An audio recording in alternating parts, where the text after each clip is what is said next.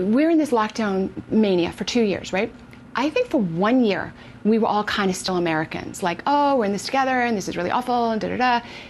And then, really, Florida diverged. Florida didn't cause the mandatory loss of your civil liberties. It didn't kind of force the shots. It didn't force you to wear the mask, right? It was county by county, school by school, fight with fight, right? But in California, it was complete lockstep, and it was really, I was watching Nazism unfold, and I'm not using that as hyperbole. You know, the Nazis did not come out the first year and start shooting people, right? First, they passed laws that these people were subhuman. You all know this.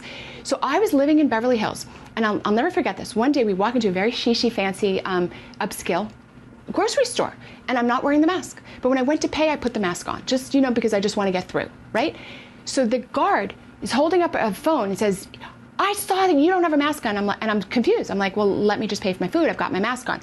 No. And he calls me a very derogatory name.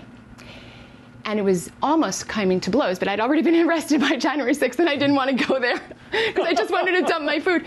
But I walked out and I said, if you had said to this low-level security guard, regular Joe, ordinary job, 2 years ago, is there any circumstance under which you would start screaming at one of your Beverly Hills customers that she was psychotic? Could you have ever imagined it?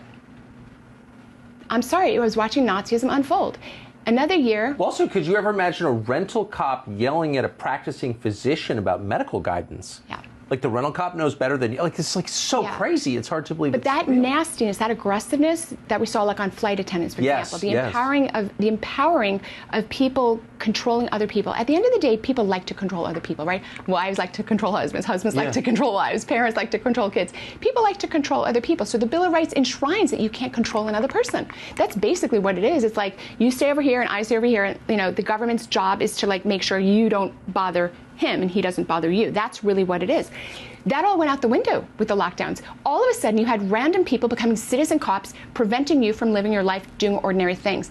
That went on for such a long time in California that I actually think Californians are not the same Americans as 5 years ago.